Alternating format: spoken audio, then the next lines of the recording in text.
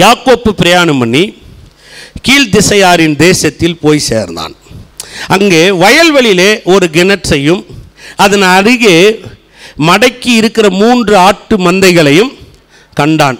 அந்த கிணற்றிலே மந்தைகளுக்கு தண்ணீர் காட்டுவார்கள். அந்த கிணற்றின் வாய் ஒரு பெரிய கல்லினால் அடைக்கப்பட்டிருந்தது. அவ்விடத்தில் மந்தைகள் எல்லாம் சேர்ந்த பின் கிணற்றின் வாயில் இருக்கும் கல்லை மேய்ப்பர் புரட்டி ஆடுகளுக்கு தண்ணீர் காட்டி மறுபடியும் கல்லை முன்னிருந்தபடியே கிணற்றின் வாயில் வைப்பார்கள். யாக்கோப்பு அவர்களை பார்த்து, சகோதரரே, நீங்கள் எவ்விடத்தார் என்றான். அவர்கள், நாங்கள் ஆரான் ஊரார் என்றார்கள். பாருங்க, அப்படியே கிளம்பி வந்துட்டான்.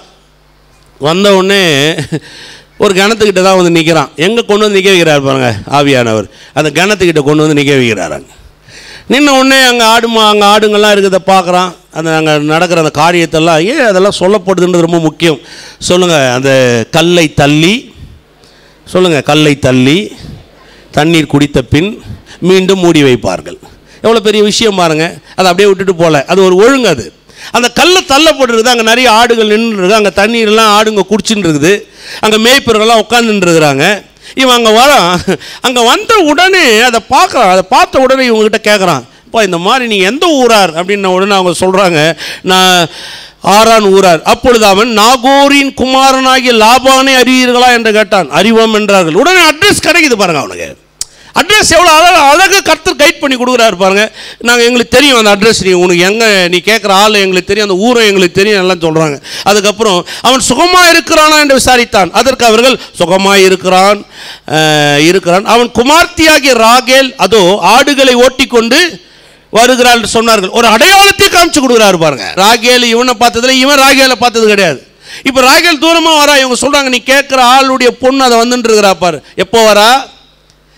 நீங்கள் நல்லா புரிஞ்சுங்க. இவன் வெகு தூரம் பிரயாணம் பண்ணி வந்துட்டு இருக்கிறான். அது கரெக்டாக அந்த மாலை வேலையாகி போச்சு. இவன் இங்கே ஒரு கான்வெகேஷனை ஸ்டார்ட் பண்ணுறான். ஸ்டார்ட் பண்ண உடனே அந்த கிணத்துக்கிட்ட இன்னொருத்தி வரா. யார் அது? இதெல்லாம் எப்படி நடக்குது சொல்லுங்க? இதெல்லாம் எப்படி நடக்குது? இதெல்லாம் மனுஷன் சொல்ற மாதிரி நடக்குதா? இல்லை பாருங்க, இதெல்லாம் எவ்வளோ சென்டர் படுத்தி காமிக்கிறார் பாருங்க. இவனும் கிணத்துக்கிட்ட வரான். ராகேல இப்போ எங்கே வரா சொல்லுங்க? எங்கே வரா? நல்லா பக்கத்தில் சொல்லுங்க. கிணத்துல என்ன இருக்குது சொல்லுங்க? என்ன இருக்குது? தண்ணீர் இருந்தால் தான் அந்த கிணத்துக்கே மரியாதை. ஆவியானவர் இருந்தால் தான் நம்ம ஒவ்வொருத்தருக்கும் ஒரு பெரிய மரியாதை. எத்தனை பேர் விசுவாசிக்கிறீங்க?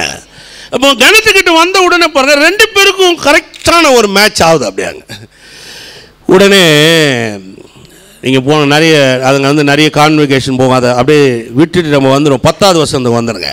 யாக்கோப்பு தன் தாயின் சகோதரனாகிய லாபானுடைய குமார்த்தி ராகேலையும் தன் தாயின் சகோதரனாகிய லாபானின் ஆடுகளையும் கண்டபோது யாக்கோப்பு கிணற்றின் வாயில் இருந்த கல்லை சொல்லுங்க. வாயில் இருந்த கல்லை சொல்லுங்க. பக்கத்தில் சொல்லுங்க. வாயில் இருந்த கல்லை புரட்டி சொல்லுங்க. புரட்டி வாயில் இருந்த கல்லை சொல்லுங்க. வாயில் இருந்த கல்லை. வாயில் வச்சிருக்கிறது எதுவுமே கூடாது. பிரச்சனை வரும்போது வாயை திறந்து ஆவியானவர் என்ன பண்ணணும்? நம்ம சொல்லுங்க, என்ன பண்ணணும்? பேசணும் பிரச்சனையா. அதில் தான் பாருங்கள், நிறைய பேர் வாயில் கல் இருக்கிறது நல்லதுன்னு கூட நினைப்பேன் நான். இல்லைன்னா நானே ஒன்று வாங்கி கூட உள்ளே போட்டுடலாமான்னு நினைப்பேன். வாயில் அவளை பார்த்த உடனே இப்போ போய் நேரம் அந்த கிணத்துல இருக்கிற கல்லை தள்ளி இப்போ பேசுகிறான் பாருங்க. நான் சொல்ல பாருங்க, சில காரியத்தை பார்த்துட்டிங்களா, உடனே உங்கள் வாயை தருங்க. ஆவியானவருக்காக தருங்க. சொல்லுங்கள், ஆவியானவருக்காக. பாருங்க, சில நேரத்தில் அந்நிய பாஷை பேசுறது நல்லது. அந்நிய பாஷைன்றது இல்லைன்னா சொல்ல முடியாது. அந்நிய பாஷைன்றது வேதத்தில் இருக்கிறது. அது ஒரு ஆவியின் வரம், அது ஒரு ஈவு. இது நானும் உங்களுக்கு தர முடியாது. சில நேரத்தில் நினைக்கலாம், பாஸ்டர் நீங்கள் கை வச்சு ஜெபம் பண்ணுங்க, எனக்கு அந்நிய பாஷை வந்துடும். நான் தர முடியாது. இது ஆவியானவர் தருகிறது. எத்தனை பேர் விசுவாசிக்கிறீங்க? உங்களுக்கு அப்படி வேணும்னா நீங்கள் கேட்கலாம். தனிப்பட்ட வகையில் முழங்கால் படிட்டு நீங்கள் ஆண்டவர்கிட்ட கேட்கலாம். ஆண்டவர் அது என்னவோ சொல்கிறாரு, எங்களுக்கு புரியலையே, எங்களுக்கு உதவி செய்யுங்க, நாங்கள் அப்படி பேச விரும்புகிறோம். அப்படிப்பட்ட காரியங்களுக்கு நீங்கள் தாங்களே சொல்லி பாருங்க. ஆவியானவர் உங்கள் வாயை திறக்க வல்லவராக இருக்கிறார். ஒன்று. 2வது, வாயின் கல்லை தள்ளினா வாயில் நல்ல வார்த்தைகளை பேசணுங்க. பரிசுத்த ஆவியானவரை குறித்து பேசணும். கர்த்தர் எனக்கு நல்ல எதிர்காலத்தை உருவாக்குவார்.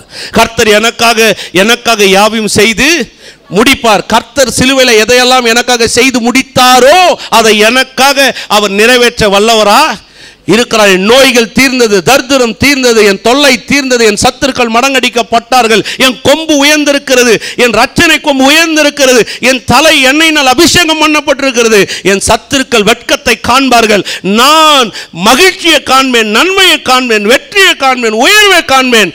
வாயில் இருக்கிற கல்லை தள்ளணும். பக்கத்தில் சொல்லுங்க, வாயில் இருக்கிற கல்லை தள்ளுங்க.